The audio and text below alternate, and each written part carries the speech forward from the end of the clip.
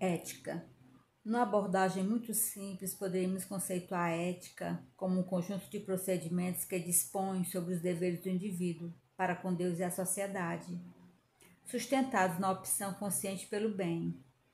Os espíritos superiores propuseram, através de Allan Kardec, em O Livro dos Espíritos, questão 630, que o bem é tudo o que é conforme a lei de Deus e o mal que ele é contrário. A ética, portanto, está relacionada com a compreensão dessa lei, que varia de pessoa para pessoa ou de grupo para grupo, conforme o estágio evolutivo de cada um, imprescindíveis a fim de que o indivíduo se lance à frente no esforço de galgar novos patamares de evolução.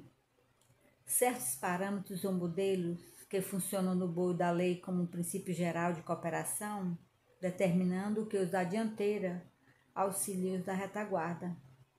É sob esses estímulos produzidos pelos vanguardeiros do progresso, encarnados ou desencarnados, que se estabelece a ética social de cada fase de crescimento do ser humano, sinalizando roteiros, acendendo claridades, na condição de uma frente norteadora do progresso das sociedades organizadas.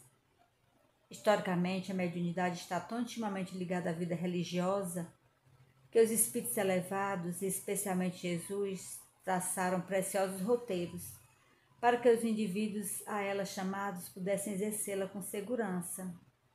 E nenhum conceito define melhor a postura ética ideal do médium ante a mediunidade do que a simplicidade da orientação, contida em Evangelho segundo o Espiritismo, capítulo 26, item 10. A mediunidade é coisa santa, que deve ser praticada santamente. A estratégia básica para que se alcance esse resultado é a gratuidade absoluta de seu exercício. Neste particular, o preceito evangélico, dá de graça o que de graça recebestes, é específico para a prática mediúnica, porque proposto por Jesus exatamente quando traçava para os discípulos recomendações referentes às lides do intercâmbio espiritual, a que se deveriam vincular no ministério fraternal socorrista, conforme Mateus capítulo 10, versículo 8, curar enfermos, ressuscitar mortos, purificar leprosos, expelir demônios, de graça recebestes, de graça dai. O Evangelho segundo o Espiritismo, no capítulo 26, já citado, justifica com lógica esse assunto a argumentar que, não sendo a mediunidade produto de um ensino, de uma ciência, nem o médium responsável direto pelas comunicações a que dá campo, mas os espíritos, não pode ele cobrar pelo que apenas transita pelo seu intermédio. Devemos entender essa gratuidade não apenas no sentido literal direto, de receber uma contrapartida em dinheiro, mas no sentido amplo de toda e qualquer retribuição, por mais discreta que seja. O trabalho do médium é o do absoluto e total desinteresse, o que, aliás, representa o meio seguro de precaver a autonomia e a consciência para que atenda integralmente o programa traçado pelo alto para a sua vida.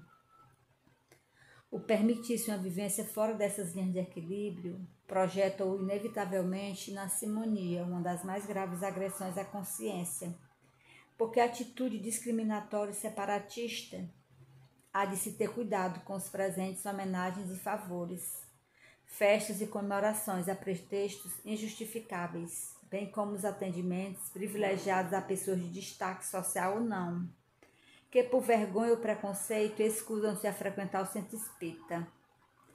Não se pretende negar ao médium o direito à vida íntima, familiar ou à eleição de afetos. Muito pelo contrário, o que se pretende é vê-lo desamarrado de convencionalismos e exigências sociais descabidas, para que em liberdade usufrua o convívio de suas legítimas amizades. Não há como negar que o melhor para si é viver com intensidade os deveres de sua prova ou missão, com independência, construindo assim naturalmente antídotos vigorosos contra a bajulação e a inépcia.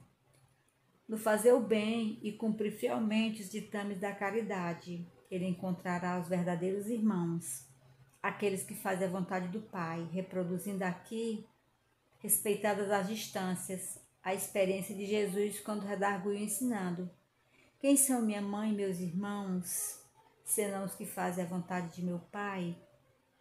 Cabem comentários equivalentes para o exibicionismo que, No nosso entender, é uma forma de cobrança emocional que o médium faz a seu público, de modo a alimentar sua vaidade, colocando-se voluntariamente na mira dos aplausos, a recolher louva-minhas, encomes e outras expressões do convencionalismo hipócrita perfeitamente dispensáveis.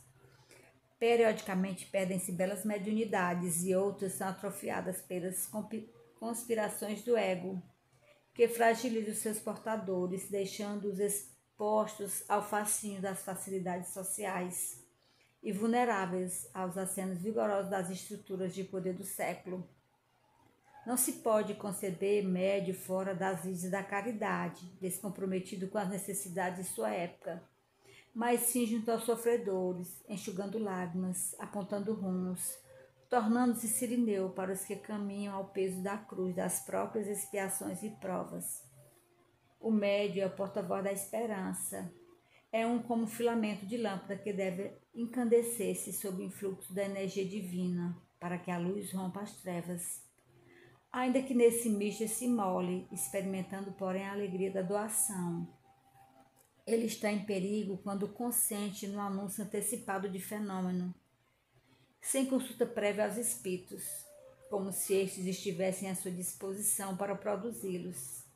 2 caminhos ou descaminhos abrem-se ante essa atitude: vincular-se a espíritos moralmente equivalentes a si mesmo e que se ajustam a esta dupla condição de conduzir e ser conduzido, este o primeiro, e produzir de si mesmo sob o impulso automático a que se acostumou pelo próprio exercício mediúnico, o segundo.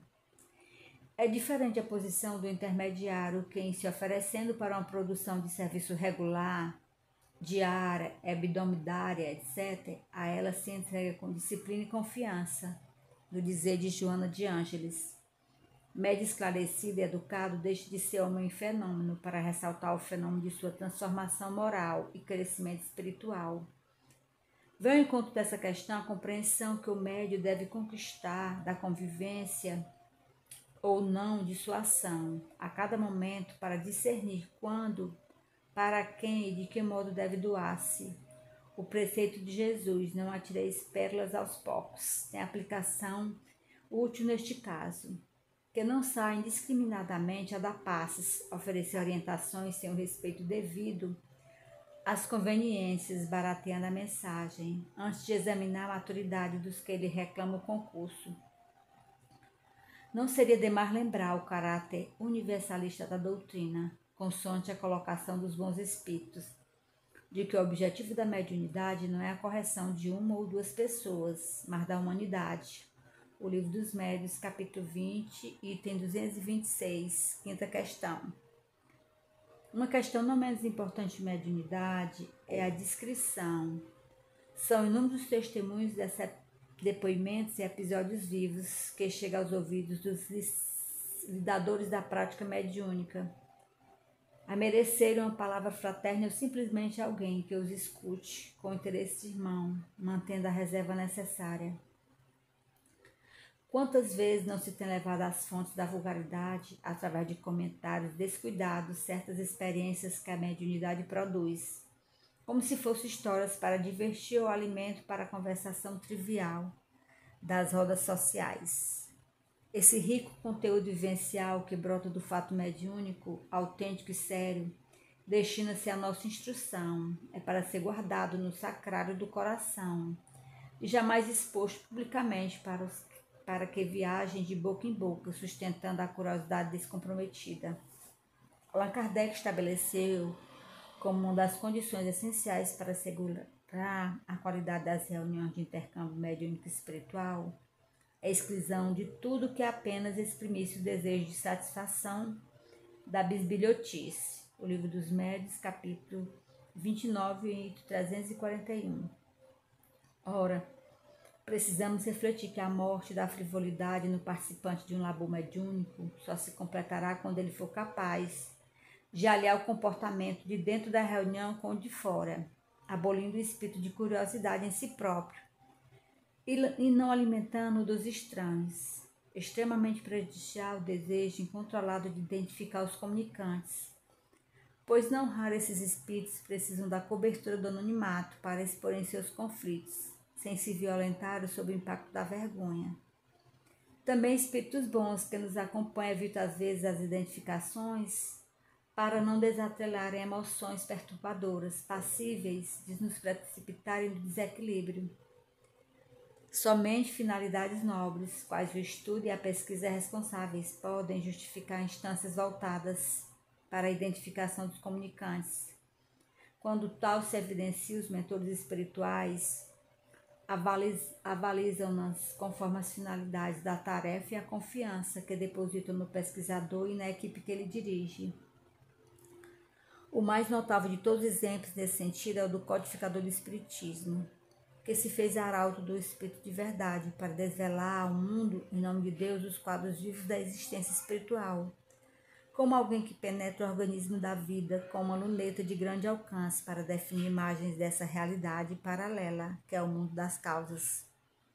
Os seus entrevistados foram estetas, espíritos da craveira comum, criminosos e suicidas, recém-desencarnados, ou antigos viajores do caminho da morte. Em nenhum deles o desagrado por estar sendo identificado, ao contrário, as expressões gratulatórias ante a riqueza dos benefícios auferidos, em face da superior cobertura dos espíritos nobres, que supervisionaram o trabalho da codificação, os quais acenaram para esses necessitados um futuro melhor, mais harmonizado e feliz. Mediunidade. Procuramos viver em consonância com as propostas exaradas por Kardec, ao traçar o perfil dos bons médios. Assim procedendo, estaremos nos abrigando sob o teto da seriedade, para avançar com modéstia até atingir o espaço mais amplo de devotamento e nos revestirmos de segurança para atuar com os espíritos bons e superiores no grande projeto de regeneração da humanidade. Livro Vivência Mediúnica.